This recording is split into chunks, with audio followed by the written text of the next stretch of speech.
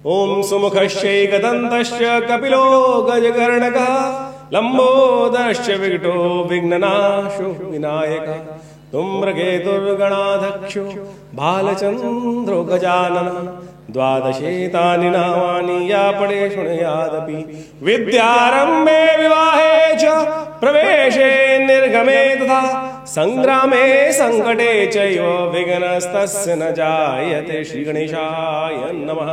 नमस्कार, स्वागत है आपका आचार्य वाणी में। मैं आचार्य विक्रमादित्य आपके साथ हूँ और हमारा आज का विषय है कि नव संवत 2081 आरंभ होने जा रहा है। नव संवत क्या करेगा आपके साथ? देखिए, भारतीय ज्योतिष जो है वो वास्तविक तौर पर ज्योतिष जो है संवत पर ही आधारित है। कालगणना, भारतीय कालगणना जो है वो चैत्र के कृष्ण शुक्ल पक्ष की प्रतिपदा से ही आरंभ होती है। तो आज हम बात करने जा रहे हैं मिथुन राशि वालों के लिए नव संवत 2081 जो आरंभ होने जा रहा है, जिसका नाम है काल। जिस प्रकार से तो उसका क्या प्रभाव उत्पन्न होने वाला है, जो जीवन में क्या कुछ प्रभाव उत्पन्न करने वाला है। अंग्रेजी कैलेंडर के नाम से नव संवत, नया साल तो हम मनाते ही हैं, लेकिन भारतीय ज्योतिष का वास्तविक जो विज्ञान है वो पूरी तरह से भारतीय कालगणना जो है वो संवत पर ही आधारित होती है। और इस वर्ष संवत के अनुसार से आप समझें कि राजा कौन है। संवत आरंभ हो रहा है 9 अप्रैल से। 9 अप्रैल के दिन मंगलवार का अवसर है और ये मंगलवार जो है मंगल को राजा बनाता है। इस संवत में काल जो नाम का जो संवत आरंभ हो रहा है और उसके अंदर काल युक्त संवत जो आरंभ हो रहा है उसके अंदर जो राजा है वो है मंगल। मंत्री जो है वो है शनि महाराज। ये बहुत विचित्र बात सोचने की है कि मंगल जो है वो क्रूर ग्रह है और शनि पाप ग्रह है। दोनों ग्रहों की युति इस वक्त ज्योतिष के दृष्टिकोण से एक ही राशि पे चल रही है और ये युति भी प्रलयंकारी मानी जाती है। और इस वर्ष दोनों ग्रह, क्रूर ग्रह और एक पाप ग्रह की आपस में राजा और मंत्री पद पर आसीन होने के कारण से ये भी कलह उत्पन्न करने के योग देती है। यानी हमको समझना पड़ेगा कि हमारे जीवन में कैसे कैसे हमको चाल चलने की जरूरत है। लेकिन ओवरऑल यदि प्लैनेटरी को देखा जाए तो आपकी राशि के अनुसार से मिथुन राशि वालों के लिए हिसाब से समझने का प्रयास किया जाए तो ये विशेष तौर पर महत्वपूर्ण संवत रहेगा आपके लिए। ये समय बहुत महत्वपूर्ण रहेगा। कारण क्या है, इस बात समझ लीजिए। कारण क्या है कि इस बार ग्रहों का बहुत बड़ा परिवर्तन होने नहीं जा रहा है। इस पूरे संवत में जो आप समझे, शनि महाराज कुंभ राशि में ही विराजमान रहेंगे, आपके भाग्य में विराजमान रहेंगे, भाग्य में ही विराजमान रहेंगे, भाग्य में ही पूरे साल कार्य करने वाले हैं। और दूसरा महाराज अगर बात करी जाए तो बृहस्पति महाराज की बात की जाए। बृहस्पति महाराज आपकी राशि के अनुसार से 12वें भाव में वृषभ राशि में स्थित हो जाएंगे। पिछले वर्ष में क्या हुआ, बृहस्पति इतने बढ़िया लाभ वाले स्थान में बैठने के बावजूद भी पूरी तरह से लाभ देने में सक्षम नहीं रहे। कारण था कि शनि महाराज उन पर पूरी दृष्टि डाल रहे थे और शनि की दृष्टि तो कभी शुभ होती नहीं है। अच्छे से अच्छे चीज़ को भी सत्यानाश करने के लिए शनि की दृष्टि बहुत होती है। भगवान गणेश पर शनि की दृष्टि पड़ी। कहा जाता है कि समस्त देवतागण भगवान की उत्पत्ति के समय पर भगवान शंकर के दरबार में उपस्थित हुए, लेकिन शनि महाराज वहाँ नीचे नजर करके खड़े थे। सब देवताओं ने कहा कि भगवान शिव के अंश हैं, वो तो अजर अमर है, उनको दर्शन कर लेने से आपकी हानि, जो ग्रहों आपकी दृष्टि में दोष है वो नहीं लगेगा। शनि महाराज की दृष्टि उन पर पड़ी और कहा जाता है कालांतर में गणेश जी की गर्दन भी जिस प्रकार का अशुभ हुआ वहाँ पर वो सबको पता है। तो यानी शनि की दृष्टि शुभ नहीं होती है। तो यही कारण रहा कि पिछले वर्ष आपके जो शनि की महाराज की भाग्य में बैठे थे, सब कुछ शुभ कर रहे थे, लेकिन बृहस्पति का जो लाभ वाला हिस्सा था वहाँ शनि की दृष्टि पड़ रही थी, तो वो लाभ शनि ने होने नहीं दिया। अब बृहस्पति निकल जाएंगे आगे, तो बृहस्पति का यहाँ जो स्थिति होगी वो 12वें भाव में जाकर बहुत सारी स्थितियों को जो आप मान के चलें कि आपके लिए खासतौर पर सुख के पदार्पण करने के रास्ते को बनाते दिखाई देंगे। तो ऐसे में ये जो वर्ष है आपके लिए अच्छी सूचना लेके आता दिखाई दे रहा है, लाभ की सूचना लेके आता दिखाई दे रहा है।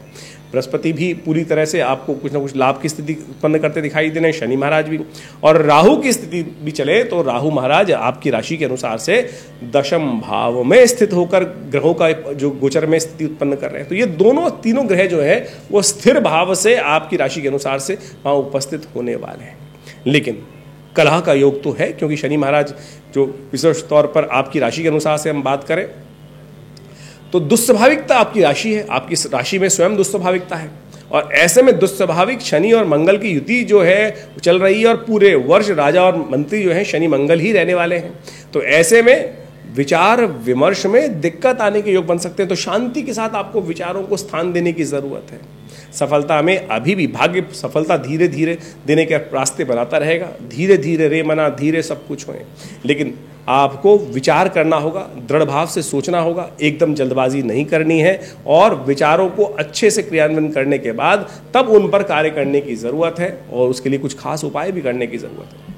शनि महाराज भाग्य में चल रहे हैं तो धीरे धीरे भाग्य को जगाने का प्रयास करते हैं, ट्यूबलाइट का काम करने के प्रयास करते हैं और ऐसे में बृहस्पति वहाँ पर हानि वाले स्थान में बैठकर शत्रुओं को वर्धन करने के योग बनाते दिखाई देंगे। तो ऐसे में आपको आवश्यकता होगी कि लगातार आप अपने शत्रुओं का शमन करने का प्रयास करें। ऐसे में मंगल विशेष तौर पर मंगल को समझाना पड़ेगा। मंगल राजा है और आपके मंगल के ग्रहों के योग के अनुसार से मंगल का आपको यदि उपाय करते रहें तो बहुत बढ़िया तरीके से आप अपने कष्टों को दूर करने का योग बना सकते हैं, क्योंकि मंगल राजा है इस वक्त इस वर्ष में। और साथ साथ इस संवत का जो वास है वो संवत का वास भी इस बार जो है वो वैश्य के घर में वास होने के कारण से धन संपदा के लिए अच्छे योग बनते दिखाई देंगे। लेकिन शत्रु पक्ष हानि पहुंचाने का प्रयास करता रहेगा, रोग पक्ष थोड़ा सिर उठाने का प्रयास कर सकता है। तो ऐसे में आपको लगातार हनुमान जी का स्तवन करने का प्रयास करें, हनुमान जी की पूजा करने का प्रयास करें, शिव का ध्यान करने का प्रयास करें, शिव का रुद्राभिषेक यथाउचित भाव से करने का प्रयास करें, क्योंकि सफलता वाले भाव में राहु का योग चल रहा है। तो ऐसे में हमारी आपको सुझाव ये रहेगा कि आप अपनी जन्मपत्री का अच्छे से विश्लेषण कराकर उन चीज़ों को समझते हुए कार्य करने का प्रयास करेंगे तो अच्छा रहेगा। काल गणनाओं को बदलने का उपाय कर उन समस्याओं को दूर करने का प्रयास कर सकते हैं जो ग्रह से जनित होती है, उन सबको ठीक करने का प्रयास कर सकते हैं।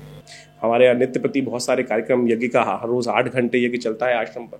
विवेकानंद योग आश्रम दिल्ली में स्थित है, जमुना पार में बहुत बड़ा लक्ष्मी नगर क्षेत्र में आश्रम है जो करीब पिछले 50 सालों से आध्यात्मिक क्षेत्र में अद्भुत कार्य करने का प्रयास कर रहा है, योग के क्षेत्र में अद्भुत कार्य कर रहा है। हमारे पिता आचार्य श्री केशवदीज महाराज ने 1960 के दशक में इस आश्रम की स्थापना करी और यहाँ भगवती का बहुत सुंदर श्री विग्रह 1947 मुल्तान से आकर यहाँ श्री विग्रह विराजित है। आप भी आ सकते हैं उनका दर्शन करने के लिए। 500 साल पुराना भगवती का चमत्कारी शिव विग्रह है और वहाँ उनके सानिध्य में नित्य प्रति आश्रम पे आज भी 8 घंटे यज्ञ होता है। रविवार को सामूहिक तौर पे सब लोग सादर आमंत्रित रहते हैं और उस यज्ञ में बड़े बड़े बहुत सारे समय समय पर कार्यक्रम भी चलते रहते हैं आश्रम पे। और हर मंगलवार को सुंदरकांड का सुंदर पाठ किया जाता है। आप भी सम्मिलित तौर पर उन सब कार्यक्रमों में भाग ले सकते हैं। भारतीय संस्कृति के ऊपर, योग विज्ञान के ऊपर, ज्योतिष के ऊपर आश्रम के द्वारा करीब 50 से ऊपर किताबें, पुस्तकें हमने प्रकाशित करने का प्रयास किया है और उन सब पुस्तकों के माध्यम से हमने भारतीय पराविद्याओं के संबंध में अद्भुत जानकारी देने का प्रयास किया है। आप सब उनको अध्ययन कर सकते हैं। मुद्राओं के क्षेत्र में तो इतना जबरदस्त कार्य हमारे पूरा विश्व में जो पहुंचाया गया है कि मुद्राओं के द्वारा कैसे विभिन्न रोग ठीक कर सकते हैं। सपोज किसी के कान में दर्द है, ये शून्य मुद्रा पहली उंगली अंगूठे के साथ लगाकर यहाँ बीच में लगा दीजिए। 3 मिनट में कान के दर्द से निजात दिलाने का सुंदर योग बना सकती है। यदि किसी को हार्ट की समस्या है तो ये मेरे पिता आचार्य श्री केशव देव जी की अद्भुत खोज है, मृत संजीवनी मुद्रा। पहली उंगली अंगूठे के साथ लगाकर या बीच में और बीच की दोनों उंगलियों को अंगूठे के साथ लगा देने से चमत्कारी मृत संजीवनी मुद्रा बन जाती है। ये अद्भुत है। Within 3 second this mudra is capable of giving the first aid to the heart patient. और अगर कोई पेशेंट है और लगातार इस मुद्रा का करे हार्ट डिसीज तो आप माने धीरे धीरे हार्ट साउंड हो जाता है। और हृदयघात इस वक्त पूरे विश्व में बड़ी बड़ी समस्या बनी हुई है। तो इस संबंध में भी बहुत सारी करीब जो हमने पुस्तकें बताई आश्रम की तरफ से प्रकाशित की गई है। योग, प्राकृतिक चिकित्सा, आयुर्वेद के ऊपर पूरा हॉस्पिटल संस्थान में बनाया गया है। 100 बेड का हॉस्पिटल है, कार्य कर रहा है, भारत सरकार के पैनल पर है। और बहुत सारी अद्भुत बीमारियों, बहुत विचित्र बीमारियों के लिए, लाइफस्टाइल डिसऑर्डर डिजीज के लिए, चाहे वो डायबिटीज है, चाहे वो शुगर है, उन सब के ऊपर भी हमारे आश्रम पे सुंदर तरीके से इस हॉस्पिटल के द्वारा कार्य किया जाता है। विवेकानंद नेचर क्योर हॉस्पिटल योग आश्रम के नाम से ये संस्थान रजिस्टर्ड है और आप सब उसमें सुविधा ले सकते हैं। गौशाला का, गौ सेवा का बहुत सुंदर कार्य किया जाता है। भंडारे इत्यादि का समय नित्य प्रति चलते ही रहते हैं भंडारे। तो आप सब भी हमारे इस आश्रम से जुड़े। और जन्मपत्री के संबंध में हमारा जो एक अद्भुत अध्ययन इस प्रकार से है कि आमतौर पर जन्मपत्री जो लोग देखते हैं उनका सिंपल एक बड़ा व्यवसाय हो गया है। नक बेच दो, यंत्र बेच दो, कुछ और बेच दो, यानी बेचने वाला काम। ज्योतिष वास्तविक तौर पर कोई चीज बेचने, आपके शरीर के अंदर सब कुछ है। जैसे आपका शनि खराब है तो जरूरत ही नहीं कुछ नग पहनने की, केवल ये मुद्रा का अभ्यास करके आप मुद्रा हाथों के द्वारा बिना किसी खर्च करे हुए आप उपायों को कर कर आप अपनी समस्याएं ठीक कर सकते हैं। जैसे किसी की शनि खराब चल रहे हैं तो यदि पहली उंगली, बीच वाली उंगली शनि की उंगली होती है, आमतौर पर जानते होंगे, इसी के द्वारा यदि घटा बढ़ाकर कौन से ग्रह का कौन सा उपचार करना है वो आप कर सकते हैं। हम समय समय पर हम कई बार बताते भी हैं ज्योतिष के अपने इन कार्यक्रमों के माध्यम से। तो हमारा संस्थान अद्भुत रूप से भारतीय पराविद्याओं के संबंध में अद्भुत कार्य कर रहा है। आशा करते हैं आप आश्रम से जुड़ेंगे। फोन नंबर्स आपके सामने स्क्रीन पर है।